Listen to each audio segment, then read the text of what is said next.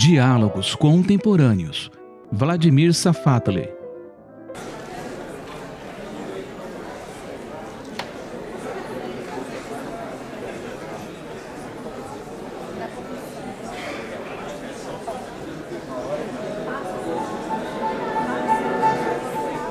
Diálogos contemporâneos. Em Campo Grande, Brasília, de 12 de março a 12 de junho. 22 conferências com intelectuais, ativistas e escritores, discutindo grandes temas da atualidade: educação, cultura, meio ambiente, redes sociais, questões de gênero e diversidade, mobilidade social, afetividade e vida urbana.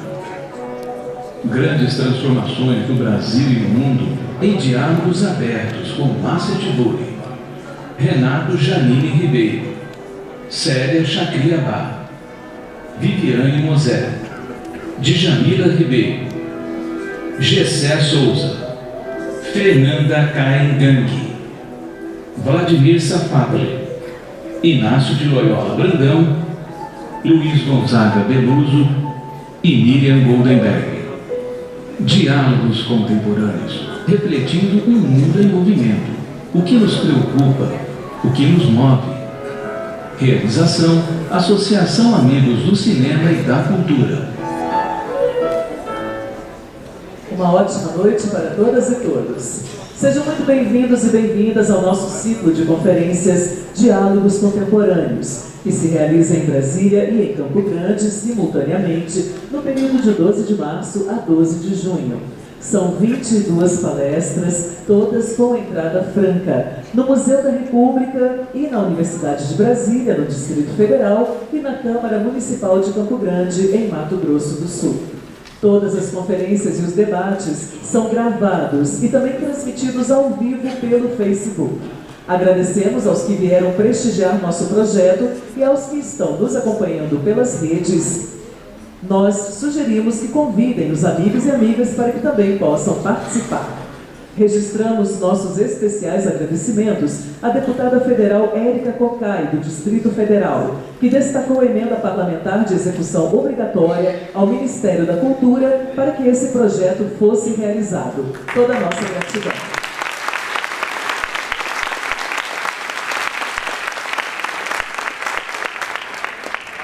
O ciclo de conferências Diálogos Contemporâneos é uma realização da Associação dos Amigos do Cinema e da Cultura, com a produção executiva de Zelito Passos e direção-geral de Nilson Rodrigues. Queremos agradecer também o apoio do Ministério da Cultura, da Universidade de Brasília, da Secretaria de Cultura do Distrito Federal, da Rádio Cultura FM e do Museu Nacional da República.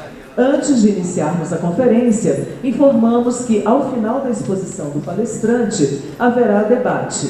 Aos que quiserem participar, as perguntas deverão ser feitas por escrito e entregues às nossas auxiliares. Aproveitamos também para convidá-los para as próximas conferências. No dia 29 de maio, a Cultura do Descarte, a Sociedade de Consumo e a Tragédia do Meio Ambiente, com Inácio de Loyola Brandão. No dia 5 de junho, Luiz Nassif falará em lugar de Ricardo Beluso, que teve a sugestão de sair do projeto por questões médicas.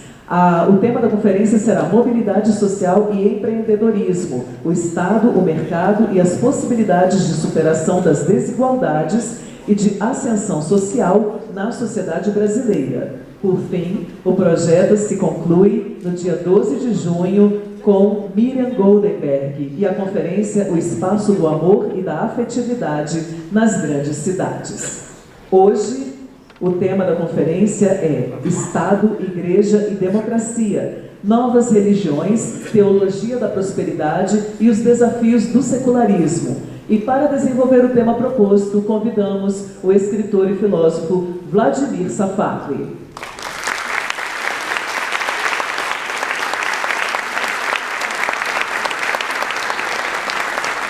Nós convidamos também para subir ao palco e compor a mesa o escritor Hamilton Pereira, que fará a mediação do debate.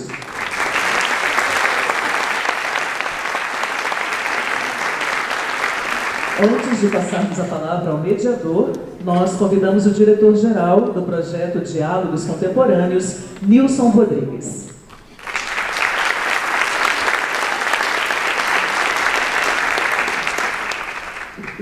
Boa noite a todos e a todas. Inicialmente eu quero agradecer a vocês que estão aqui para participar dessa conferência. Muitos estão vindo com frequência, muito obrigado. Pedimos que colaborem divulgando as próximas que teremos. O projeto se encerra em junho. Serão conferências também muito relevantes, com intelectuais, escritores, muito importantes. Portanto, eu peço que nos ajudem a divulgar e compareçam também nos próximos. Serei breve apenas para saudar o Vladimir Safatli. Muito obrigado, Vladimir, por ter aceito o convite da associação para participar desse ciclo de conferências. Eu soube e acompanhei lá em Campo Grande ontem. Como vocês sabem, esse programa já acontece em Campo Grande e Brasília, às segundas-feiras lá e às terças-feiras aqui. Então, ontem foi muito vibrante, foi um debate muito rico e eu tenho certeza que hoje também será aqui no Museu da República. Nós escolhemos esse tema, o debate sobre o secularismo nos Estados liberais, a quantas andam os espaços, né, desse chamado secularismo nos Estados liberais. Hoje nós temos estados deístas, aquilo que era uma moral religiosa avança no campo da política, tenta se impor, né, no âmbito das leis, das legislações, aquilo que considerávamos conquistas, né, como, por exemplo, o ensino religioso obrigatório, tinha sido desconsiderado, hoje passa a ser considerado, e posições mais ousadas daquilo que é uma moral religiosa tenta se apresentar e se efetivar em termos de legislações. Há uma disputa política em torno disso e nós achamos que esse debate seria relevante para o momento que nós estamos vivendo. E por isso convidamos o filósofo, o escritor Vladimir Safatli para desenvolvê-lo conosco hoje. E agradeço o ensaísta, o escritor, o poeta Hamilton Pereira, que se dispôs a fazer essa mediação. Portanto, obrigado aos que vieram, obrigado ao Vladimir, ao Hamilton, e espero que tenhamos uma boa conferência e um bom debate. Obrigado a todos. Agradecemos a Nilson Rodrigues e passamos agora a condução da conferência para o mediador Hamilton Pereira. Boa noite a todas e a todos. Bem-vindos a esse capítulo dos diálogos contemporâneos. Eu queria reiterar os agradecimentos ao Vladimir, né, por estar aqui conosco nessa noite. O nosso tema é Estado, Igreja e Democracia, Novas Religiões, Teologia da Prosperidade e os Desafios do Secularismo. Bem, Vladimir é professor do Departamento de Filosofia da USP e é também autor de uma obra que desperta muito interesse à esquerda e à direita. À esquerda, porque lhe causa incômodo o teor crítico que o Vladimir imprime num momento que é um momento de grandes desafios e pouca clareza sobre as estratégias a seguir para a transformação da sociedade, nos casos em que a esquerda está concretamente empenhada na transformação da sociedade. E a direita, bem, a direita porque a direita necessita conhecer o pensamento um pensamento radicalmente engajado numa perspectiva anticapitalista, numa perspectiva libertária, para melhor combatê-lo. Os livros, alguns, o Vladimir nos ofereceu o Circuito dos Afetos, Corpos Políticos, Desamparo e Fim do Indivíduo, que é de 2015. Grande Hotel Abismo, por uma teoria do reconhecimento, 2012. Cinismo e a Falência da Crítica, de 2008. A Esquerda, que não teme dizer o seu nome, de 2012. E só mais um esforço. Eu tenho aqui uma edição de 2017, aqui nas minhas mãos. Bom, eu penso que a chamada para esse diálogo Estado, Igreja, Democracia, Novas Religiões, Teologia da Prosperidade e o Desafio do Secularismo é otimista. A rigor, o Brasil nunca foi um país secular, no sentido de que nunca foi um país laico. Ele veio modelando sua cultura ao longo de 5 séculos, sempre tutelado pelo catolicismo, professado por suas elites escravocratas e os herdeiros dessas elites escravocratas. E segue sendo um país que tem muito mais igreja do que universidades. Como é que um país com essas características se move diante desse desafio do século XXI?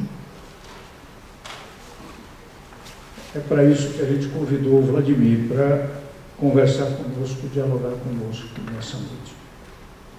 Vladimir, por favor.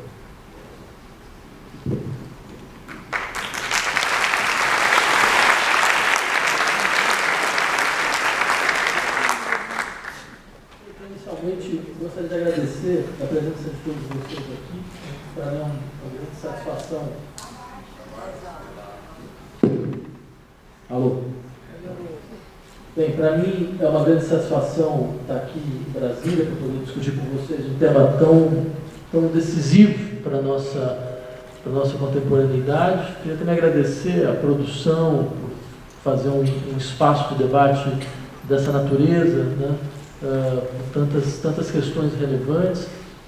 Eu gostaria de iniciar, na verdade, defendendo uma tese que, a princípio, ela é contraintuitiva, né? Que é a tese de que nossas sociedades, elas nunca foram sociedades laicas. Nossas sociedades ocidentais nunca foram sociedades laicas.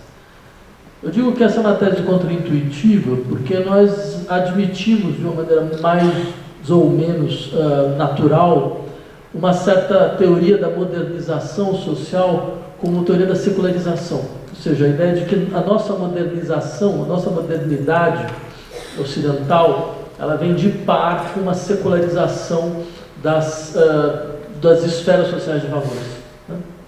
Ou seja, vocês todos talvez lembrem uma dentre... Assim, está mudando. Uma dentre as teorias nesse sentido, mais conhecida do Max Weber, né? Sobre a modernização como desencantamento do mundo, né? A ideia de que, bem, uma sociedade é composta de várias esferas de valores, né? Moral, cultura, arte, economia, política. Todas essas esferas, em sociedades pré-modernas, elas têm o seu sentido produzido pela referência a uma espécie de poder unificador central, dado pelos mitos teológicos religiosos, né? Então, a moral está vinculada à religião, a economia está vinculada à religião, a política está vinculada à religião. Quer dizer, todas elas dependem desse poder unificador como polo de produção de sentido. A modernidade seria exatamente o momento do qual esse poder unificador se dissolve. E essas esferas começam a funcionar de maneira relativamente autônoma, né? Ou seja, elas têm a sua legalidade própria, né? Elas vão desenvolvendo o seu princípio de legalidade a partir delas mesmas, né? Então você tem uma arte autônoma, você tem uma moral que tem uma autonomia em relação ao campo religioso, tem uma esfera da política que é autônoma, a economia que é autônoma e por aí vai. Nós conhecemos essa teoria e normalmente nós a aceitamos como auto-evidente, né? No entanto, eu gostaria de insistir que ela é falha sobre vários aspectos. Entre outros, pelo fato de que o poder da religião nunca desapareceu por completo das nossas sociedades ocidentais. Isso significa o que, exatamente? Do que está a se dizer quando se fala uma proposição dessa natureza? Porque, é claro, nós poderíamos dizer, bem, existe uma colonização do campo político pelo religioso, né, sob vários regimes, há várias maneiras dessa relação se dar. Há maneiras explícitas e há maneiras implícitas. Né? E é claro, as maneiras implícitas são as mais complexas, né? E no final das contas são as mais fortes, porque elas são as mais difíceis de serem desmontadas e serem confrontadas, né? Bem, as mais explícitas nós conhecemos através das figuras dos estados teocráticos, né? Que aparentemente não seria o caso das sociedades ocidentais, né? Ou seja, esses estados como a Arábia Saudita, como o Irã, certo? Ou mesmo como Israel, que afinal de contas tem um Ministério dos Assuntos Religiosos, né? Entre outras coisas, não existe casamento civil, por aí vai. Então, você tem estados onde o poder da religião define a normatividade jurídica, organiza a normatividade jurídica de maneira explícita, né?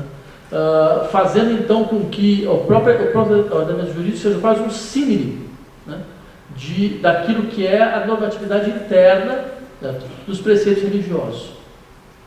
No entanto, nós temos outras maneiras, mais implícitas, e, no entanto, extremamente presentes entre nós. Primeiro, é sempre bom lembrar que isso não é só um dado brasileiro, né? Embora a questão da religião política no Brasil seja uma questão, ela tenha ganhado um caráter dramático, digamos, de maneira mais recente, embora sempre esteja presente, mas eu queria só fazer depois um parênteses. A sua presença atual ela é muito mais problemática, né? Eu queria explicar por quê, né? Pelo menos queria defender essa hipótese com vocês, né? Mas eu insistiria, nas sociedades ocidentais, a presença da religião no campo político nunca foi completamente descartada, né? Veja, nós estamos falando de sociedades, sei lá, por exemplo, a Alemanha, né? O partido que governa a Alemanha hoje é um partido chamado Democrata Cristão. Vocês poderiam dizer, não, mas isso é só um nome. Só que vejam, um nome nunca é só um nome, né? Um nome, na verdade, ele é a referência de um conjunto de preceitos e valores que podem não estar presentes a todo momento, mas em certos momentos eles ficam extremamente presentes, né? É sempre bom lembrar que é impossível alguém ganhar uma eleição dos Estados Unidos sendo ateu. As questões religiosas aparecem nos debates políticos de maneira muito forte. A cobrança de posições religiosas aparece no debate político, né? Só para falar em alguns países. Agora, o fato que me parece importante, vou fazer só um parênteses em relação à situação brasileira, já que nós temos agora uma presença explícita no sentido que nunca ocorreu anteriormente. Quer dizer, eu não consigo lembrar da história brasileira de membros efetivos de igrejas, padres, pastores, sacerdotes, que são eleitos para cargos do executivo, né, diretamente, como aconteceu agora, né? E eu queria lembrar vocês, quer dizer, a configuração atual era uma configuração bem mais problemática, porque se nós pegássemos, por exemplo, os anos 70 no Brasil, você tem a presença da religião, com certeza, mas ela é uma presença clivada, é uma presença conflituosa. Você tem alas progressistas, você tem alas conservadoras. Você tem a teologia da libertação, que é forte no Brasil nesse momento, que inclusive você vai ter mesmo sacerdotes dominicanos que vão entrar na luta armada, né? E você tem as alas conservadoras da igreja, né? Essa polaridade, ela desapareceu um pouco, ou ela perdeu força, não posso dizer, dentro da sociedade brasileira. Entre outras coisas, porque a ascensão política dos setores evangélicos foi uma ascensão monolítica do ponto de vista ideológico, né? Porque é uma ascensão conservadora em costumes, conservadora em moral, conservadora em política e conservadora em economia. Né? O que, diga-se de passagem, não é necessariamente o caso. Né? Se nós pensarmos nos Estados Unidos, de onde vieram essas missões inicialmente, né? A grande maioria delas, né? Você tem um conflito muito claro dentro do horizonte das igrejas protestantes. Eu lembraria a vocês, por exemplo, que um dos maiores líderes dos direitos de defesa dos direitos humanos nos Estados Unidos era um pastor, né? É Martin Luther King. Né? Inclusive, seus discursos são discursos proto-religiosos, são discursos claramente de vinculação de política e religião. No entanto, sua posição, sua postura era extremamente progressista sobre vários aspectos, inclusive aspectos econômicos. Né? Ou seja, o que demonstrava, entre outras coisas, uma certa divisão, né, no interior do campo das igrejas protestantes norte-americanas, que isso não vem para o Brasil. Essa divisão, diga-se de passagem, ela tá presente desde o início. Né? Basta lembrar que dentre os primeiros reformadores, nós vamos ter uma figura como Thomas Müller, né? Que é, entre outras coisas, alguém que vai levar ao extremo, né? Algumas noções presentes um pouco do cristianismo primitivo, né? Como a ideia do comum e a ideia da despossessão absoluta, né? Criando uma espécie de proto-comunismo no interior mesmo da reforma protestante. Haja vista, por exemplo, esse livro famoso do Ernest Bloch, Thomas Müller, o Profeta da Revolução. Né? Então, simplesmente para insistir, essa dicotomia não vem para o Brasil. Né? E ela não vem para o Brasil, entre outras coisas, porque boa parte dessas igrejas elas começam a ter força na época da ditadura militar. Né? Exatamente como uma estratégia do regime militar para quebrar a força da teologia da libertação. Né? Então, é um processo que vem de longa data, vem dos anos 70, que ele explode agora. Né? Tudo isso, digamos assim, é o horizonte explícito, né, da presença da religião. Só que tem um outro horizonte ainda mais complicado, que eu chamaria de horizonte implícito. Esse horizonte implícito está presente no fato de que boa parte dos conceitos que organizam a nossa experiência política nasceram da teologia. E isso, de uma maneira ou de outra, nos coloca um desafio enorme do que diz respeito a uma perspectiva de secularização. Que conceitos são esses? Por exemplo, entre vários outros. Né? Mesmo o conceito de indivíduo, que é, dentro de uma perspectiva liberal, tão importante para o campo político, já que a sociedade é compreendida como uma associação de indivíduos, certo? Que defendem, então, cada um seus sistemas de interesse. Eu te lembraria como a noção de indivíduo está ancorada em uma teologia. Como ela está profundamente ancorada em uma teologia. Como a noção de autonomia, né, que é tão importante dentro do debate crítico, né, a ideia da autolegislação, está ancorada em uma teologia muito clara, né, marcada pela cisão e pela distinção entre a humanitas e a animalitas, né, entre a vontade livre, que me permite me autolegislar, né, e o desejo, né, que a sua maneira te retira um pouco dessa sua jurisdição de si mesmo. Né? Então, essa clivagem que é própria aos indivíduos entre desejo e vontade, ela tem uma base teológica muito forte. Né? Essa guerra civil interna, de uma certa maneira, tem uma base teológica muito forte. E ela tem consequências no campo político. Só que tem uma outra dimensão, que é aqui que eu queria insistir. Porque, se nós pensarmos, de fato, no que a religião representa para o campo da política, eu gostaria de insistir em dois aspectos. E acho que esses aspectos, eles definem um pouco o campo, entre outras coisas, da experiência política ocidental. Né?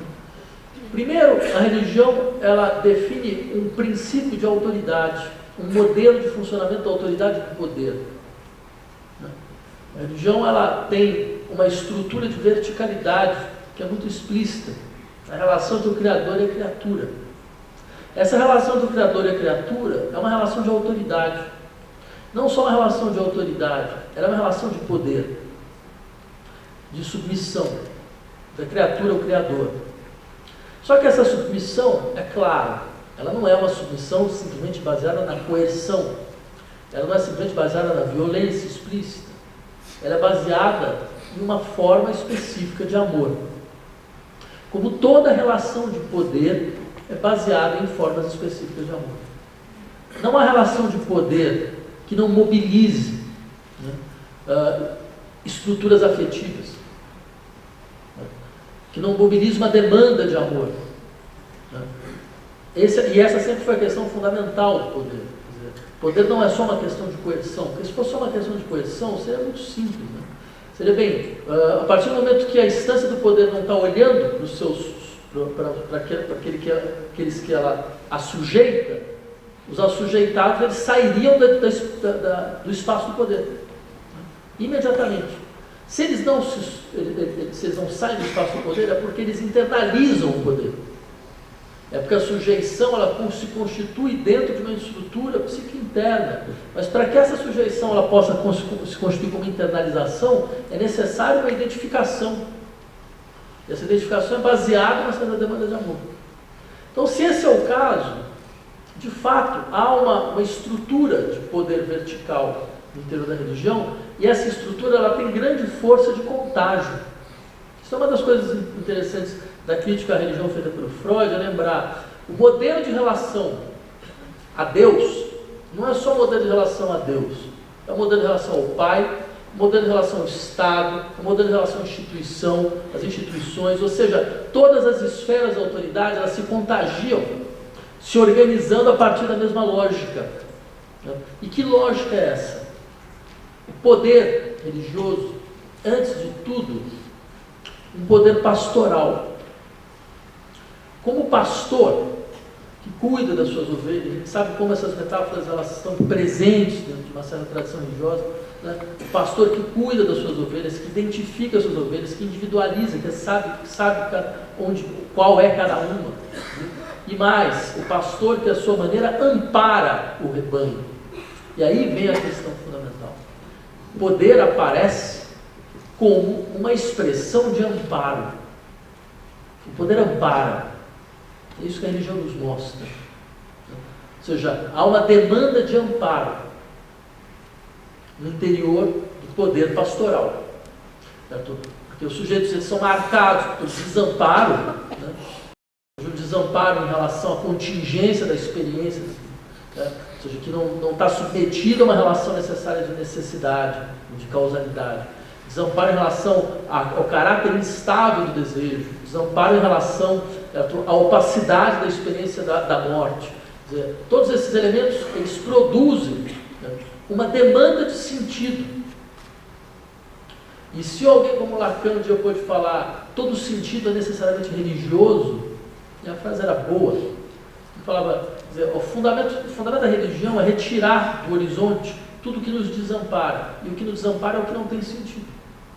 Não tem sentido no sentido que não submete a relações imediatas de necessidade, no sentido que é radicalmente contingente, poderia ser completamente diferente, né? E, no entanto, não foi, né? Então vejam, dentro desse horizonte, o que acontece? Se o poder produz sentido e amparo, é porque o poder fornece segurança. Só que aí vem uma questão interessante, porque oferecer segurança é sempre uma operação de mão dupla, né?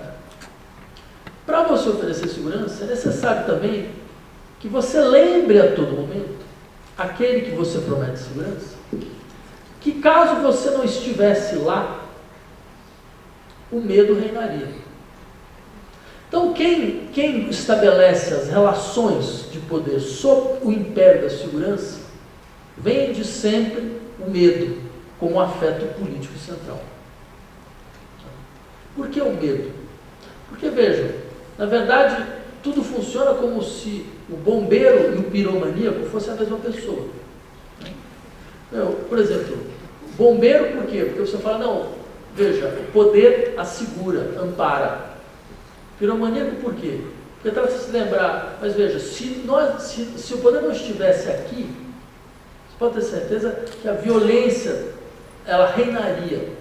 A despossessão generalizada, a possibilidade de despossessão dos seus bens, da sua vida, tudo isso seria o elemento, ou seja, o estado de natureza, que vocês estão dizendo, volta. Né? Então, aí que vem a questão interessante. A religião sempre foi uma mobilização de esperança e medo. Sempre foi esse jogo de esperança e medo.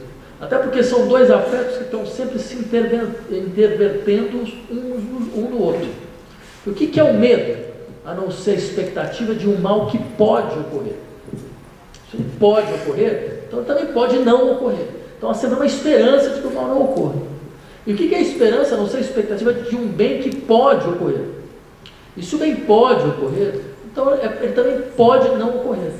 Então quem tem esperança sempre tem medo. Quem tem medo sempre tem... Os dois elementos eles não se anulam, como muitas vezes se acredita. Eles se complementam. Eles não se combate o medo com a esperança. Na verdade, o medo sempre desdobra-se em esperança, a esperança sempre se desdobra em medo. Agora, bem, isso a religião nos mostra, a religião nos ensinou de maneira muito clara. Só que aí vem a questão interessante, vocês percebem? Essa dinâmica, que estabeleceu o medo como um afeto político central, organizar o poder a partir das demandas de segurança e de amparo, ela está longe de ser uma dinâmica só presente na religião. Ela organiza as nossas demandas políticas no sentido mais amplo do termo. Enquanto as nossas demandas políticas funcionar pelo cuidado, pelo amparo, pela segurança, nós nunca vamos abandonar o campo da religião. Porque no fundo é uma expectativa própria a uma relação de poder da religião que se transfere para o campo político. A verdadeira contraposição à religião no campo da política é a afirmação do desamparo. Ou seja, não essa maneira de colonizar o desamparo pelas demandas de amparo, mas uma espécie de afirmação que transforma o desamparo em coragem. Porque a confrontação com aquilo que nós não controlaremos, nunca saberemos como controlar. E que, no entanto, que nunca vai se submeter a uma relação imediata de necessidade e causalidade. Isso é um ponto, só que é um outro ponto também que eu queria insistir. Porque a religião, desde o seu início, ela é um elemento fundamental de fundação de uma comunidade. As religiões, elas organizam comunidades. Elas são estruturas de constituição de comunidades. Não existe religião isolada. Por mais que algumas religiões preguem o isolamento. Mas não existe nenhuma religião que não tire, que não retire sua força de uma comunidade virtual, que pode estar presente, ela pode se realizar imediatamente, ela pode se confundir com a nação, inclusive, e nós conhecemos isso muito bem, as religiões nacionais, sei lá, a Igreja Ortodoxa Russa, a Igreja Protestante Sueca, a Igreja Anglicana, com a sua articulação entre o chefe do Estado e o chefe da religião, no caso o rei, no caso a rainha. Nós temos essa realização da comunidade, mas você pode também ter a organização de uma comunidade virtual, uma comunidade por vir, ou algo dessa natureza. Em todos esses casos fica muito claro a relação entre religião e comunidade. Como a comunidade é uma produção da religião. Só que essa comunidade ela tem uma característica fundamental. Ela se organiza sob uma base identitária. Ela constitui uma identidade. E é claro, essa identidade ela tem como seu contraponto fundamental a dinâmica de exclusão. Como dizia o Freud, desde que o apóstolo Paulo afirmou a universalidade da ágape do amor cristão, começaram as perseguições. Ou seja, aqueles que foram excluídos desse processo. Porque é assim que ela se constitui. Você tem uma dinâmica, ou seja, de construção de um corpo unitário.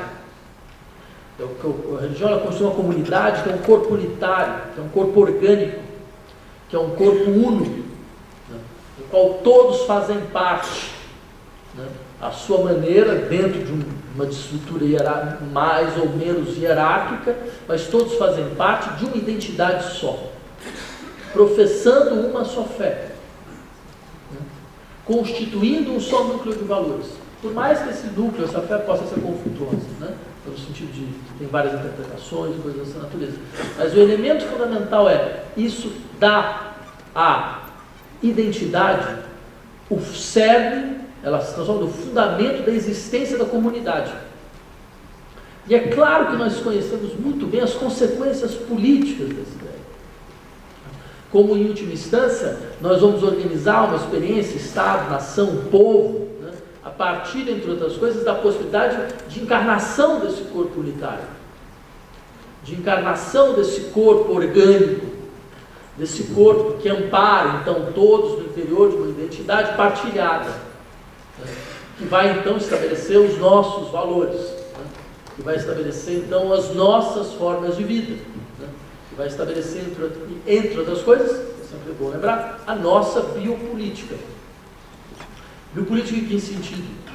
Toda religião é indissociável de uma dinâmica de administração dos corpos e dos desejos. No fundo, elas sempre falaram sobre isso, sobre corpo, sobre sexo, sobre morte. Só que a questão fundamental é nós sabemos como o Estado ele se organiza através da administração dos corpos e das populações. E não é por outra razão que nós temos essa presença tão insidiosa da religião com seus dogmas, quando é a questão de organizar a biopolítica estatal. O que é vida, o que é morte, né? Em que condições se vive, se morre, como se pode viver, como se pode morrer, qual é a visibilidade dos corpos, em que corpos podem ser visíveis e que corpos devem ser invisíveis. E vocês sabem como essa questão é uma questão decisiva no campo político, né? Uma das questões maiores da política está vinculada exatamente à ideia de visibilidade. Quem é visível? É a questão política por excelência. Quem e o que é visível? Eu lembro a vocês, por exemplo, na África do Sul, logo depois do Apartheid, em algumas discussões que eram feitas, entre outras coisas, a respeito do que era a experiência psicológica do Apartheid, era muito impressionante a reincidência desse tipo de declaração, ou seja, eu me sentia invisível. Estava na cidade, no meio da cidade, e a comunidade branca conseguia invisibilizar a comunidade negra, ou seja, como se eles não estivessem presentes, como se não estivessem lá, como se os corpos não estivessem lá. Então, nesse sentido, é claro, uma mutação na política é necessariamente uma mutação na visibilidade dos corpos. Que corpos? Basta a gente ver todas essas discussões a respeito, por exemplo, dos direitos LGBT, e é muito interessante como certos setores religiosos sempre falam, não, eles podem fazer o que quiser, desde que não apareça. Que é uma coisa fantástica, realmente fantástica. O que é interessante desse pessoal é a honestidade. Disso ninguém pode reclamar, eles são bem honestos, vão diretamente ao ponto. Mas, de fato, o problema é aparecer, o problema é a visibilidade. Por quê? Porque a visibilidade é a existência. E essa existência, então, ela reconfigura o campo comum, o campo social. Ela faz existir coisas que muitos gostariam de esquecer que elas existem. Né? Gostariam de agir como se não existisse. Né? Só que a visibilidade impede isso, porque ela constitui uma nova afecção. Né? O que é visível te afeta de outra forma. Né? Então, isso vai te afetando, estabelece um outro regime de percepção, estabelece um outro regime de sensibilidade. Bem, aí muda completamente a vida social. Porque mudou a visibilidade, mudou a sensibilidade, mudou a afetividade, mudou tudo. Não há mais nada igual. O resto é norma. Né? Você sabe, a norma é sempre um dispositivo vazio, né? quando confrontado aos circuitos de afetos. Né? Então, eu insisto nesse aspecto porque, percebam, essa dimensão da organização de uma experiência comunitária sobre a figura identitária, ela produz necessariamente uma biopolítica. Porque ela produz necessariamente qual é o modelo de reprodução que vai definir a visibilidade do que o corpo social suporta, daquilo que o corpo social suporta. Então, bem, de uma certa forma, levar a cabo um projeto secularista hoje só pode significar romper o vínculo entre política e demandas de amparo, permitir que o desamparo circule no interior da experiência política. E, por outro lado, romper o vínculo entre experiência comum e organização identitária da comunidade. Mas enquanto nós não conseguirmos, de fato, organizar um horizonte de políticas pós-identitárias, radicalmente anti-identitárias, né? E políticas nas quais o afeto não seja mais o medo, e mesmo esse par medo e esperança, né? A religião ela vai continuar insidiosamente, implicitamente, presente no nosso horizonte, limitando a nossa capacidade de atuação, limitando a nossa imaginação e a nossa criação. Bem, era isso. Muito obrigado.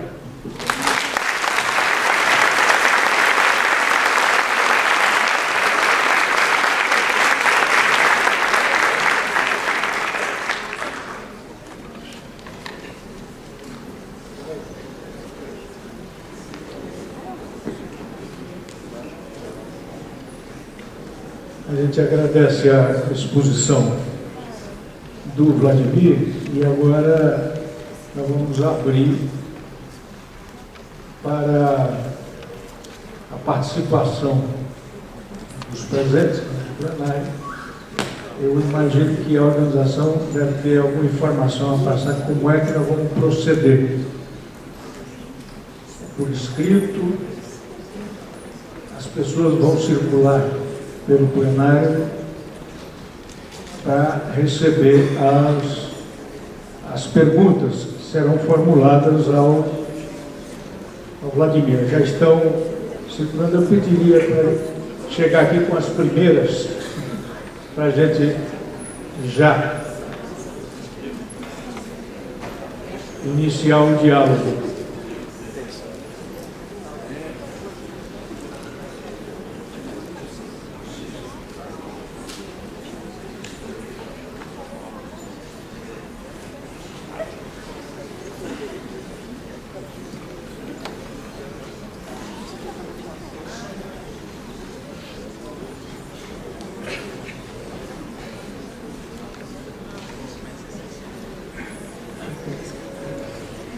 Bem, enquanto chegam aqui as primeiras questões para o Vladimir, eu queria aduzir um breve comentário. Eu acho que é importante que a gente trazer as questões, a reflexão que o Vladimir faz a respeito dessa presença explícita ou implícita da religião na organização das identidades, das comunidades. Eu chamaria a atenção para um aspecto que salta aos olhos. Esse é um país que, historicamente, ao longo de 500 anos, foi um país definido como um país católico, o maior país católico do mundo. É tanto que nós temos o maior sindicato de bispos do mundo, que é a CNBB. A influência, a cultura brasileira tem grandes personalidades que são referências obrigatórias dessa formulação da organização social brasileira, do Padre Vieira, no século XVI, por exemplo, para citar apenas um exemplo. Ocorre que, no último período, e Vladimir mencionou já isso aqui, nós estamos vivendo uma modificação profunda dentro da sociedade brasileira no que toca a essa situação de, digamos, predomínio absoluto, né, do catolicismo dentro da cultura, não apenas da cultura religiosa, mas da cultura política, econômica do país. É tanto que a gente poderia dizer que, se até os anos 70, 80, nós tínhamos no Brasil uma expressão com grande incidência na vida da sociedade, que era a teologia da libertação, nós hoje temos uma chegada e a capilarização das confissões evangélicas, uma presença muito forte da teologia da prosperidade. Eu acho que talvez o país ainda não tenha percebido, eu digo o país, os setores conscientes, os setores que formulam, os setores sociais organizados, tenham se dado conta da profundidade e da extensão desse impacto. Então eu diria, colocaria para o Vladimir essa questão enquanto chegam as questões que virão do plenário. Como nós devemos, digamos, quais são os caminhos para perceber essa transição entre uma cultura de predominância católica, com o seu quadro de valores, e agora com essa forte incidência da chamada teologia da prosperidade, que hoje é um elemento, um fator extremamente importante na organização das comunidades religiosas no Brasil urbano. Obrigado pela pergunta. Eu queria tentar falar um pouco sobre essa questão, digamos, insistindo num aspecto positivo dessa ascensão evangélica. Porque é um elemento muito interessante, parece que é o seguinte, ok, eu não sou sociólogo da religião, mas eu gostaria de levantar duas hipóteses. A primeira delas é muito claro que a teologia evangélica é baseada numa espécie de religião da transformação. Os elementos fundamentais são a ideia da conversão, a ideia do nascer de novo, a ideia da reconstrução radical da vida, que diga-se de passagem, recupera algumas temáticas maiores do cristianismo, do cristianismo primitivo. Quer dizer, que é exatamente essa ideia a assunção da palavra, ela é a transformação radical dos sujeitos. Né? É uma renovação, no sentido mesmo de um nascer de novo. Né? Mas haja vista, por exemplo, o apóstolo Paulo, a sua mudança de nome, certo? A sua mudança de inscrição, radical de inscrição simbólica. Ora, é claro que essa experiência de transformação é um elemento decisivo do campo político. Ou seja, não é por outra razão que as experiências de transformação radical no campo político sempre foram marcadas por essa ideia de uma transformação da subjetividade. Uma subjetividade nova, um novo sujeito, né? Que nasce então com uma nova sociedade, todo esse tipo de coisa. Só que o que é interessante? No momento mesmo em que a política perde a sua força de transformação, essa força vai para a religião. Ou seja, no momento mesmo em que a experiência de transformação ela deixa de ser um elemento decisivo no campo político, vai cada vez mais ser no campo gestionário, né? Quer dizer, a religião ganha força. Isso não é um acaso, isso é uma razão de ser. Né? Porque é um sistema de vasos comunicantes. Quando a política ela recupera a sua força de transformação, a religião ela perde a sua força e vice-versa. Né? Então, eu insistiria primeiro nesse aspecto, que me parece um aspecto importante a ser levado em consideração. O segundo elemento, que me parece também importante, quando se fala da questão da teologia da prosperidade, é que é evidente, entre outras coisas, que você tem uma releitura, né, de uma inserção da religião dentro do quadro da sociedade capitalista neoliberal, né? Que é um pouco a redução das demandas a demandas instrumentais, no sentido mais forte do termo. Quanto eu ganho? O que eu ganho? Né? E não é por acaso que essas experiências religiosas elas ganham força exatamente... Bem, veja que coisa interessante. Um ano depois da Primavera Árabe, eu passei alguns meses nos países árabes, em especial no Egito. E algo que me chamou muita atenção no Egito era a atuação da Irmandade Muçulmana. Isso antes deles ganharem a primeira eleição, né, com Mursi e tal, depois serem depostos. Né?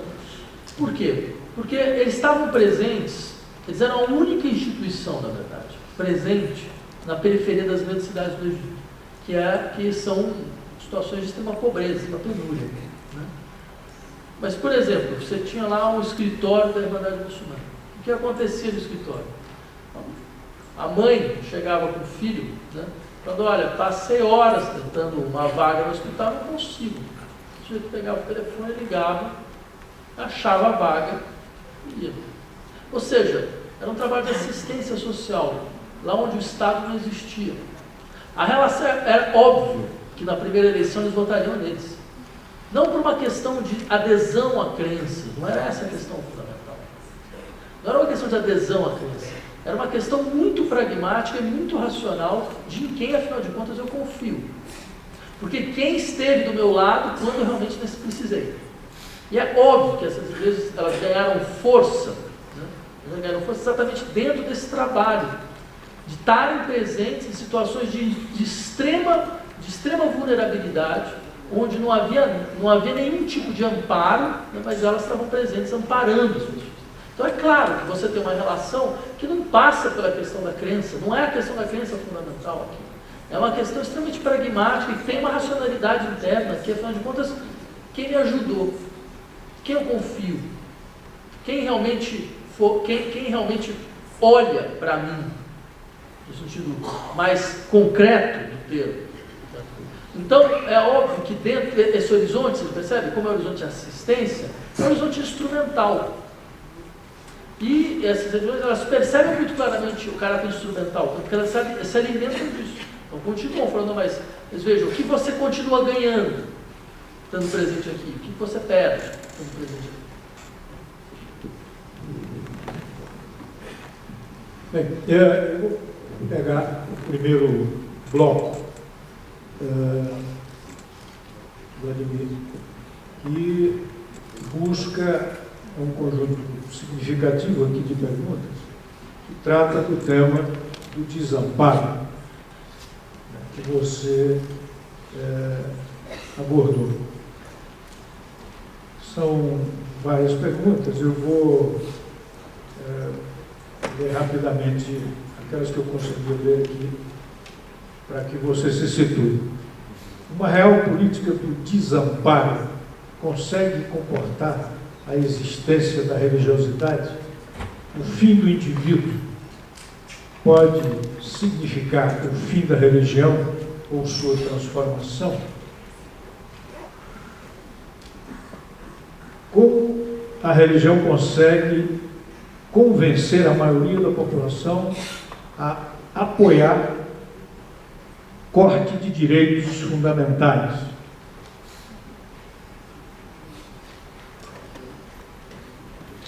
Você poderia desenvolver mais a ideia do desamparo a partir de Freud? Outra questão. Você pode explicitar o sentido de fazer com que o desamparo circule na experiência política? Não seria a pulsão da morte freudiana um conceito antinômico à emancipação? Então, essas são as questões do primeiro bloco. Não, maravilha, essas questões são questões que eu gosto. A gente tem que ficar falando só de questões de conjuntura, é chato, né? Não, então, obrigado pelas questões. De fato, vejam, eu defenderia bastante essa ideia de que a única saída para nossas sociedades transformadas em sociedades realmente seculares é a modificação da estrutura dos seus afetos. Né? É por aí que ela passa, né? Não é por uma questão de novos valores ou de estruturas institucionais que deixem de lado o peso da religião, você te coloca um crucifixo em tal lugar ou não. Essas questões elas são completamente imaginárias, no sentido mais forte do termo. Né? Há questões muito mais fundamentais que dizem respeito a que tipo de afeto circula constituindo o vínculo social. E há alguns que nascem da experiência religiosa, eles permanecem, como eu havia dito, né? O jogo esperança e medo. Né? Só que eu insistiria, a forma de escapar disso é através de uma articulação, não mais de esperança e medo, mas de desamparo e coragem. É uma outra dinâmica. Eu acredito que as sociedades que elas conseguem se organizar a partir desse processo, elas são radicalmente seculares. Por que elas são radicalmente seculares? Né? Porque E aí uma questão interessante que a psicanálise nos mostra, desamparo não é uma coisa que se cura, é algo que se afirma. E isso é bastante diferente. Não é algo que pode ser curado, não se trata, é algo que se afirma. Se afirma por quê? Porque significa constituir um tipo de relação na qual eu me deparo. O que me desampara? O que me desampara é aquilo que eu não controlo, é aquilo que eu não projeto, é aquilo que não se organiza dentro do horizonte da minha projeção temporal, é aquilo que aparece de maneira completamente inesperada e impredicada, é aquilo que retira, que me obriga a me narrar de outra forma, radicalmente diferente daquela que eu narrei a mim mesmo até então. É aquilo que coloca em questão o que é realmente meu interesse ou não, ou seja, que começa a fazer pensar para além da própria ideia do interesse, como essa expressão imediata do que seria a possibilidade mesmo do que eu quero que o outro reconheça de mim. Né? Então, essa reconstituição, né, ela nos desampara exatamente porque nos coloca diante daquilo que, de uma certa maneira, nos atravessa. Né? Só que esse elemento, ele pode ser esse afeto ele pode ser uma abertura, uma certa maneira de relação, uma forma de relação, onde eu me abro àquilo que não é imediatamente idêntico a mim mesmo. O que produz, entre outras coisas, uma outra forma de circulação de diferenças.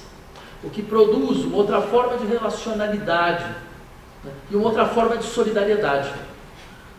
Né? Uma outra dinâmica de solidariedade. A solidariedade não está mais baseada na ideia de identidade, ou seja, eu sou solidário àquilo que é idêntico a mim mesmo, aquilo que parece comigo, né?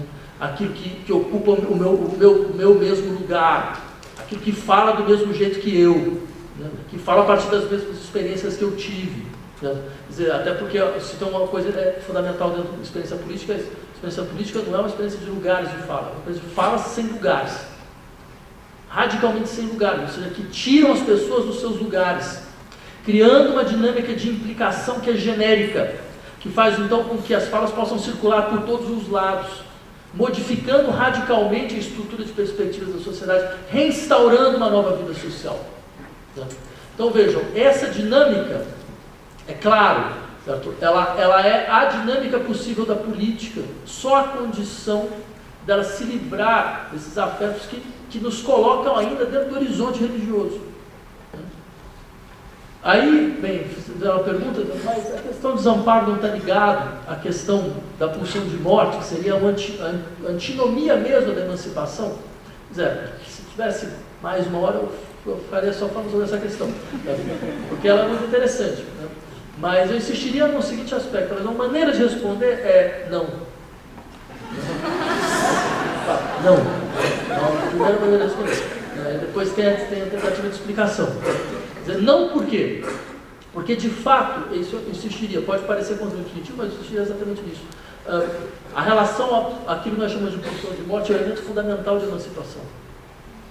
Por que é o elemento fundamental de emancipação?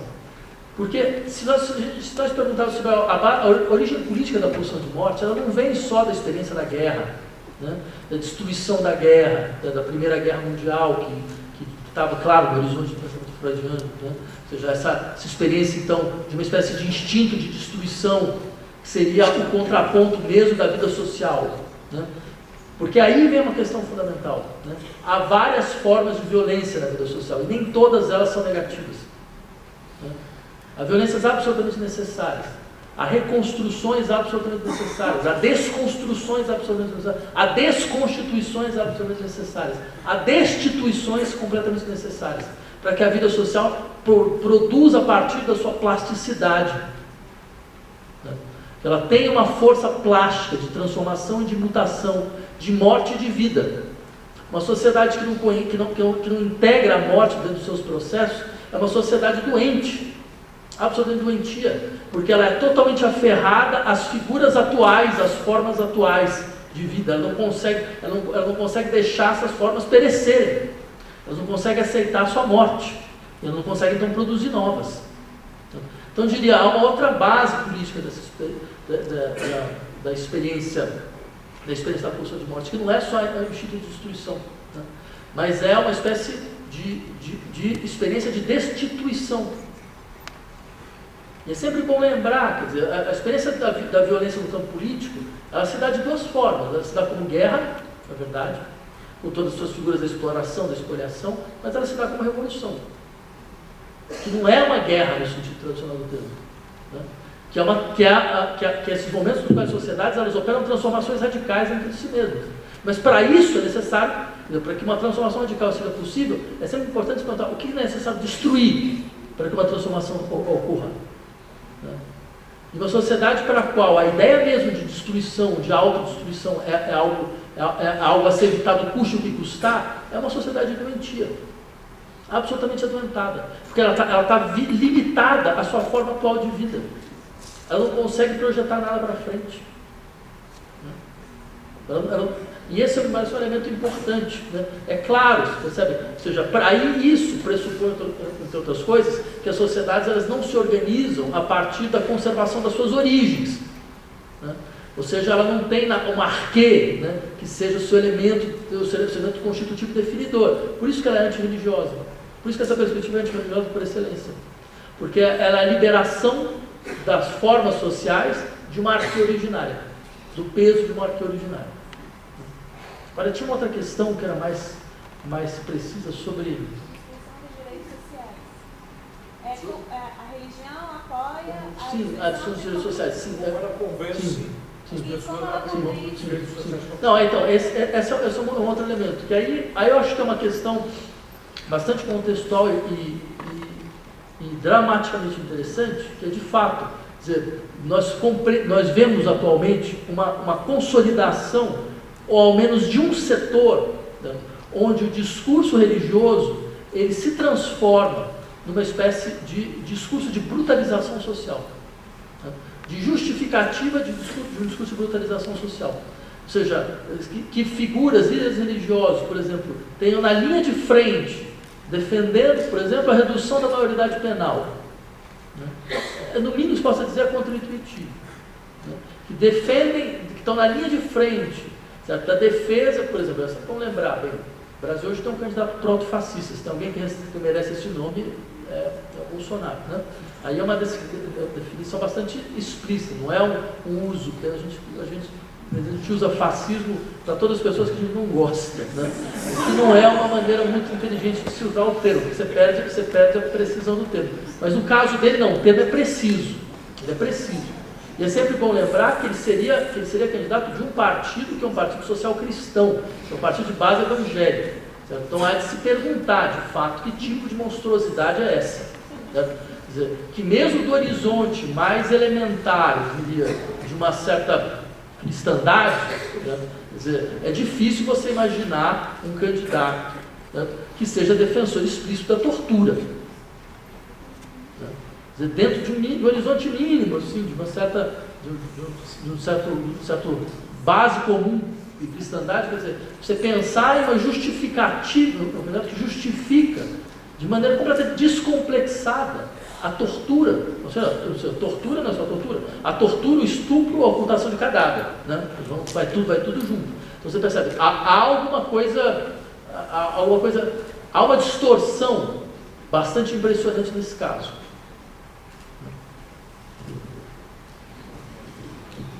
Bem, chegamos na conjuntura, né? Vamos adiante. A esperança venceu o medo. Essa foi a frase após a vitória dos candidatos de esquerda, e por ela se poderia perguntar: há possibilidade de separação entre religião e política, uma vez que ambos estão fundadas nas mesmas categorias, medo e esperança? A pessoa que mandou essa questão fez outras 5.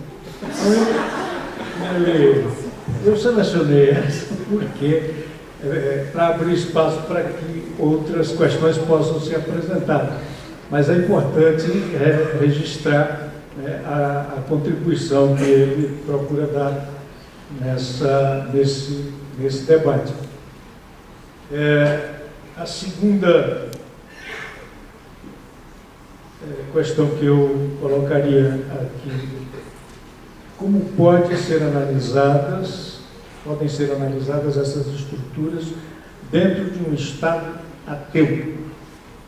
Por exemplo, a União Soviética, cita aqui uma professora que apresenta a questão. Essa mistura da política com a religião resulta aqui numa outra formulação, que é o conceito de tolerância religiosa, que não é muito amplo no Brasil, e é a ponto de críticas aos dogmas religiosos serem encarados como intolerância, ou seja, um país desacostumado ao debate democrático, intelectual, em torno dos princípios e em torno das formulações religiosas. A outra questão é como a esquerda brasileira pode contribuir para reduzir o poder das igrejas, uma vez que o desamparo não mobiliza, ou ao menos não há exemplos de experiência de sucesso que tenham utilizado o desamparo como força de mobilização. Ok, obrigado pelas perguntas. Então, vou à primeira, sobre a esperança e vencer o medo. De fato, eu particularmente sempre achei que era uma colocação ruim, bastante ruim.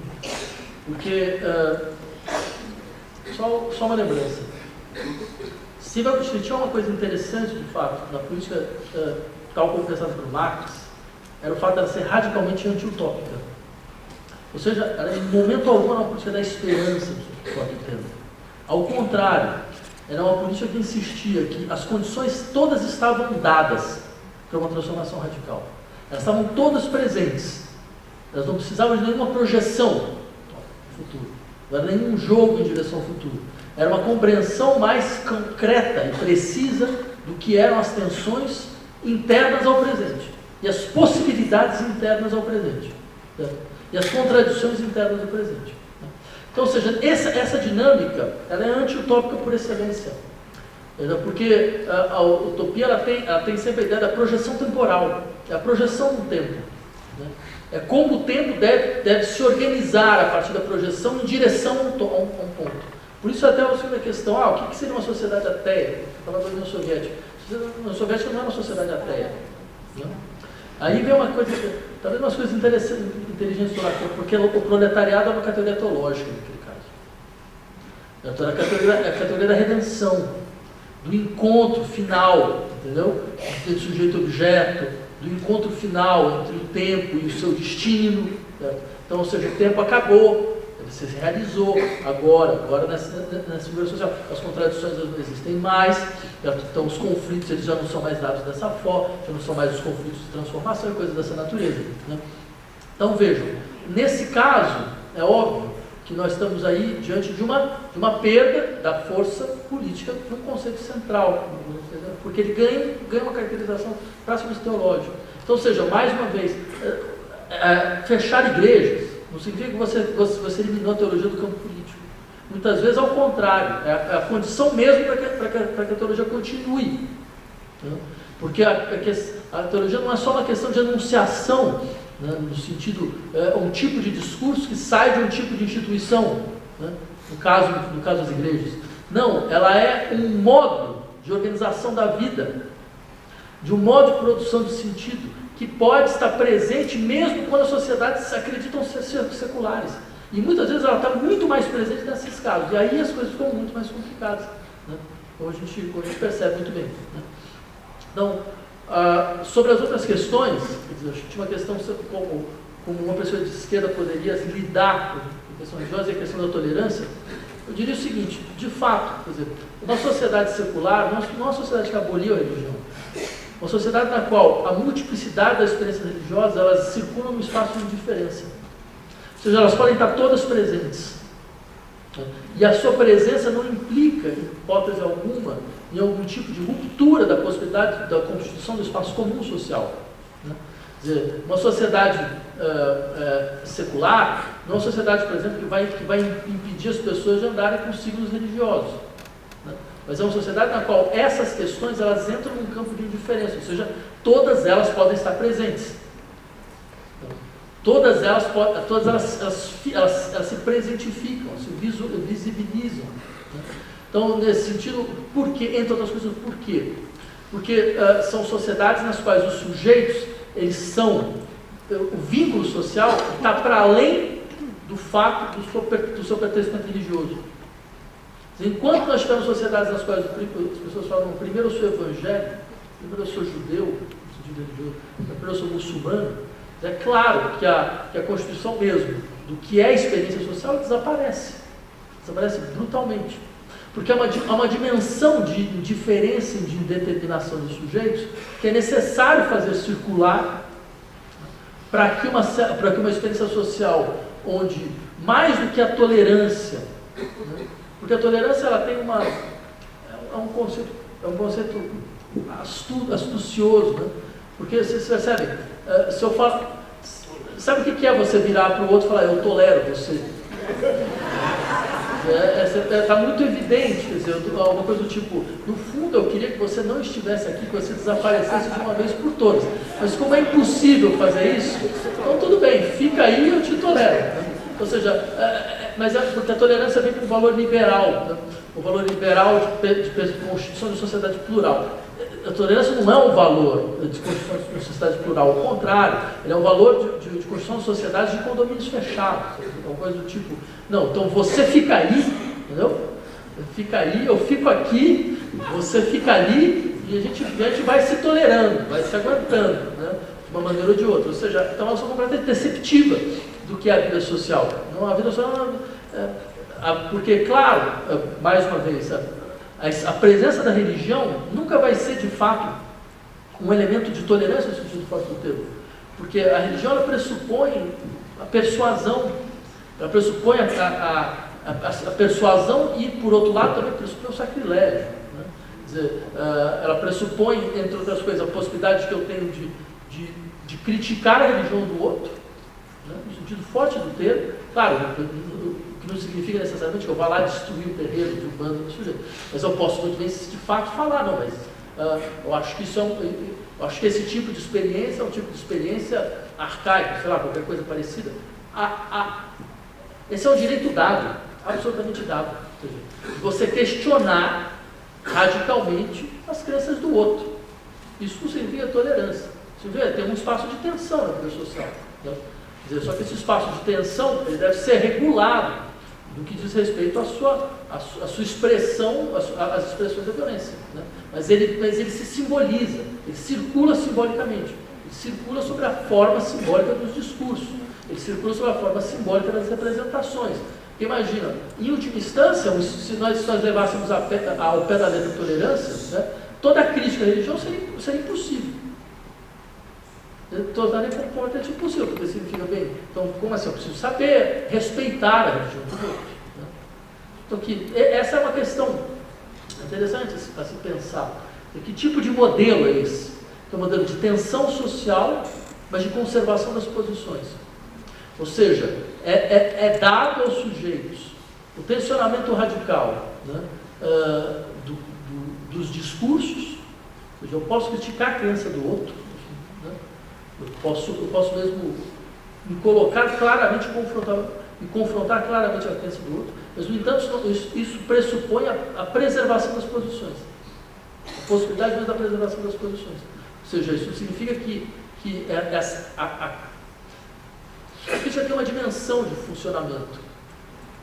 E a presença social institucional das crenças, ela tem uma outra dimensão, né? Que ela se preserva. Isso pode parecer meio contraditório, mas essa é um pouco, eu diria, essa é um pouco a base mesmo do que a experiência de religião dentro de uma sociedade democrática. Bem, vamos adiante.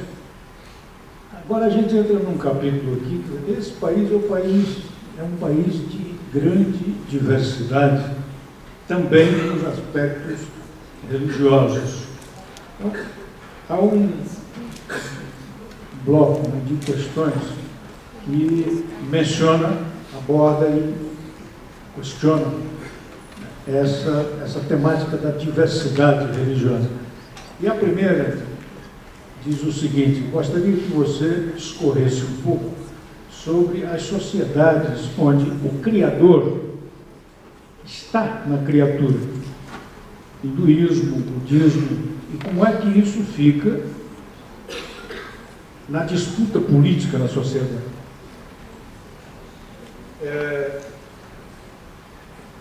Uma outra questão, ainda buscando esse nexo no que toca à relação entre religião e política, como se dá a relação determinante entre a religião e a política se pensamos o Oriente taoísta e budista e o Brasil umbandista e ayahuasqueiro. Ou seja, como encarar dentro do fenômeno religioso a utilização de drogas que sejam utilizadas nos cultos.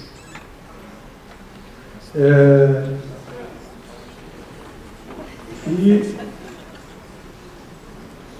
uma nova questão que também se refere a isso, nesse contexto da relação medo, desamparo, insegurança versus conforto, confronto corajoso com a contingência. Como você relaciona essas categorias com o proibicionismo do uso de certas drogas? Ok, então, as questões elas são um pouco mais complicadas e algumas delas para ser de fato honesto, né, eu não saberia como responder. Principalmente essas ligadas às religiões orientais, né, ao budismo e ao hinduísmo. Né, porque, a verdade se eu começasse a tentar responder, eu ia falar uma série de trivialidades, né, que não fariam muito sentido dentro dessa discussão. Porque eu reconheço a nossa formação, eu como professor de filosofia sou o primeiro a reconhecer, né, nossa formação era uma formação extremamente deficitária no que diz respeito a fornecer a nós os quadros de compreensão e reflexão de sociedades orientais. Né. Então, a gente passa rapidamente para explicações extremamente caricatas, muitas vezes, né, extremamente esquemáticas, né, que demonstram a exterioridade. Eu sempre insisti numa mutação, inclusive, por exemplo, entre outras coisas, dos nossos cursos de filosofia, para que as experiências de pensamento do Oriente estivessem presentes. Porque a gente não sabe, a gente ainda não sabe. Faz uma distinção entre mito e razão, certo? E colocando então todas essas outras experiências na ordem do mito, que é simplesmente a expressão de uma espécie de eurocentrismo muito ruim, né? E muito colonial, né? Então, infelizmente, quer dizer, minha formação é muito marcada por isso. Então, se eu começasse a falar sobre experiências de sociedades orientais, rapidamente vocês vão perceber. Então, eu descobri que essa é das coisas que é melhor não falar, né? Antes de você aprender alguma coisa de fato, de verdade, né? Então, infelizmente, eu acho que essas questões eu não teria muito como avançar, né? Sobre a última, né, e sobre a outra, sobre questões ligadas ao proibicionismo, questões ligadas ao uso de alucinógenos, de certas experiências religiosas, falando da ayahuasca e todo esse tipo de coisa, eu insistiria, vejam, é claro que você tem experiências religiosas que são marcadas muito claramente por essa relação vertical de poder, e você tem outras que são marcadas por uma experiência muito estrutural de encarnação, que passa por uma série de elementos, né? Ou pela sede, né? ou pela mesma, por essa modificação das estruturas da sensibilidade, no sentido mesmo dos rituais, das drogas, das coisas dessa natureza. Então aqui, mais uma vez, eu insistiria, existe, mesmo esses processos de participação, quando eles são dados no interior da experiência religiosa, essas participações, elas sempre são dadas sob a forma da ascese. o que é a SESI? A SESI é, em última instância, bem, a criação que está aqui, ela sobe, e ao subir, ela participa, ela tem uma participação daquilo que é da ordem mesmo da criação, do criador. Só que existe um outro processo, que talvez seja o processo mais anárquico, mais interessante, que é aquilo que é da ordem da experiência da criatura, ela modifica o criador, e não só o contrário. Não só o criador, que de uma certa maneira permite uma sese da criatura e eleva a criatura a um certo estágio. Dizer, o que seria realmente anárquico seria aquilo que é da ordem da criatura, ela modifica radicalmente o criador. Porque existe uma dimensão da experiência que passa sobre a criatura. Isso sim seria uma experiência política interessante. No sentido de que, bem, aquilo que é da ordem da contingência do que era subalterno modifica radicalmente o que era o princípio organizador geral. Bem, esse bloco agora vai tratar de uma questão abrangente e que é muito sensível nesses dias que vivemos. O primeiro aspecto das questões, eu acho que melhor seria não simplesmente a leitura de cada uma delas, mas buscar aqui capturar o que é o conteúdo principal. Há um tema que está em debate no Brasil já há um certo tempo, particularmente depois do golpe de Estado de 2016, que é o tema da escola sem partido. Como é que isso se reflete hoje no debate e qual a interferência, particularmente que se menciona, das confissões evangélicas que, num certo sentido, têm liderado, não estão sozinhas, mas têm liderado essa proposta da escola sem partido dentro do debate sobre a educação no Brasil. Essa é uma primeira questão. A segunda, como qual é a sua posição sobre a influência da religião no sistema educacional no Brasil atual? Há um outro aspecto também de respeito à questão da educação, mas que aborda uma outra vertente, que é o tema: estamos educando a sociedade para onde? Para se tornar uma sociedade mais consumista ou, no sentido inverso, uma sociedade menos consumista, que não adote esse padrão, né, como o seu objetivo. Por favor. Não, essas questões elas são muito importantes. Eu gostaria de insistir, talvez, em dois aspectos centrais. O primeiro deles é uma questão mais geral sobre a religião e a educação. Né? Eu, pelo menos, sempre fui daqueles que sempre defendeu, por exemplo, a presença de história das religiões como matéria obrigatória. Né? A história das religiões. Né?